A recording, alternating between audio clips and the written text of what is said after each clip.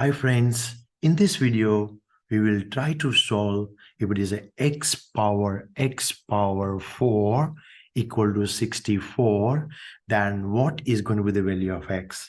If you are new to the channel, please kindly subscribe to the channel. So the very first step, what we are going to do is, we can see like there is a x power x. So we also want to do like 4 power 4.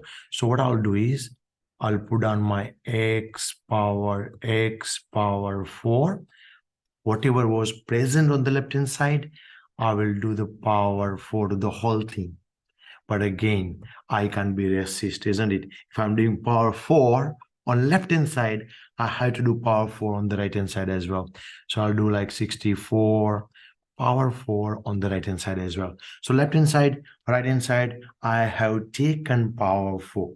Now guys, one thing we can understand, let us say if there is like, let's say x power a and then power b. So then I can change that because a and b gets multiplied, which becomes x power a and b, which also I can write down as x power b and then power a, which is also the same. So if it is a x power a and then b, or x power b and then a, both are same. So in that case, these two middle powers, guys, I want to change it. So that is going to be like, I can write down like x power 4, and then this x will go on the top. So then there is a x power 4, and that is equal to 64 power 4. Yeah, now you can see, guys, this is x power 4 and this is also x power 4. They are the same.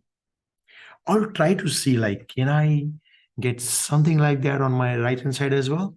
So let's see, guys, what can I do? So I'll not do anything on the left hand side. So x power 4 and then again x power 4 as it is.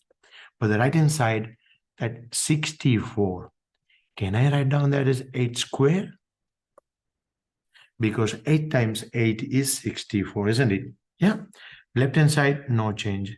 So x power 4 and that power x power 4. That is going to be right hand side, power another power. That's too much power. We can multiply. Yeah. So that is going to be 8 power 2 4s are 8.